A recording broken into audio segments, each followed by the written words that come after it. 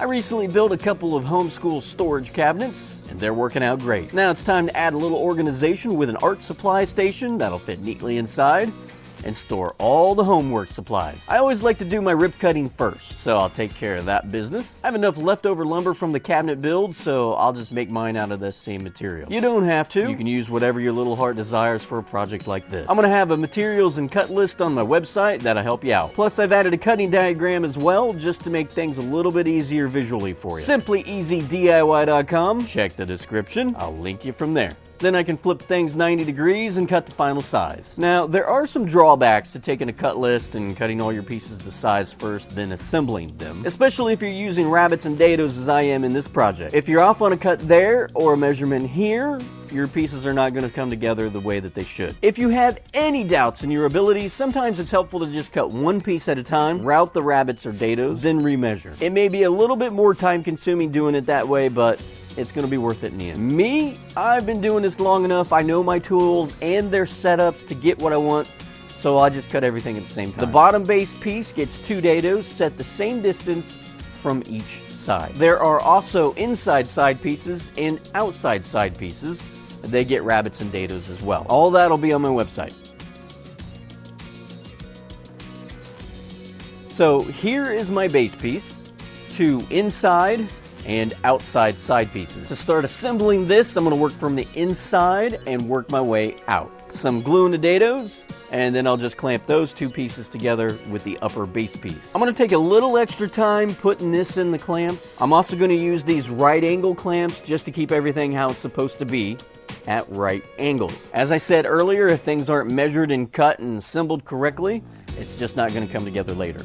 So I'm just going to step back, take a deep breath, and make sure I got everything right at each of the stages. Once that is dry, in comes the bottom base piece. Now, here is where if the dados for the side pieces weren't cut to the right depth or the upper base piece isn't sized correctly, then these 2 pieces may not fit together and it's gonna cause some frustration. So, measure once, cut twice, I think they say. Wait, what? Now the outside side pieces can be glued and clamped with the front and back pieces. I'm going to be applying some edge banding along the exposed edges of the plywood later on, so here I want to offset these smaller front and back pieces by about the thickness of the edge banding. Usually that's about 1/16 of an inch or so. That way everything will be flush when I apply the banding. So it helps to take a little extra time here and make sure all the edges have about the same offset as possible. It's okay to be a little bit off. Some hand sanding will help level minor differences, but just make sure it's nothing major. I'm going to taper this front corner so the edge banding will fold neatly around it instead of having that hard break look to it.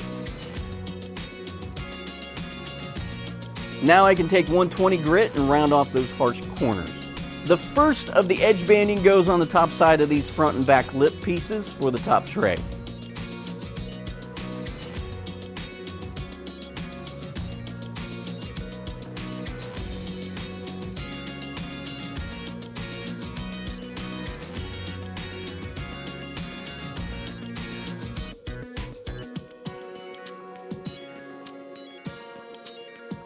Now it's just me, a hot iron, some tunes on the shop radio, and a little patience.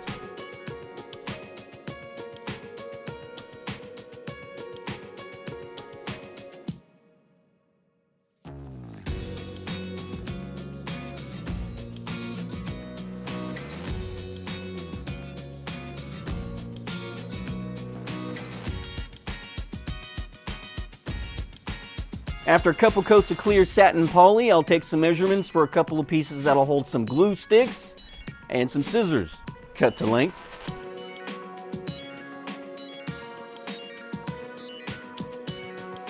Then some rabbets on the ends of both boards so they'll sit flush with the top of the art station.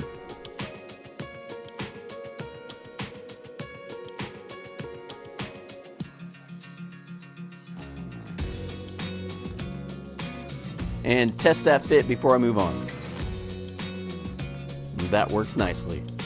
A Forstner bit makes short work of drilling appropriately sized holes.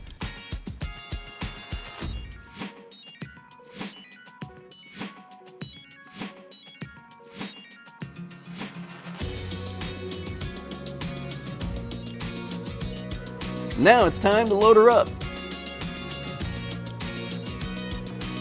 clutter, you've met your match. Hey, thanks for watching. Don't forget to check out the homeschool storage cabinet build that goes along with this project. Subscribe if you haven't for more simple and easy projects, and don't forget to drop me a like or a dislike as well. Check me out on Facebook and Pinterest. Until then.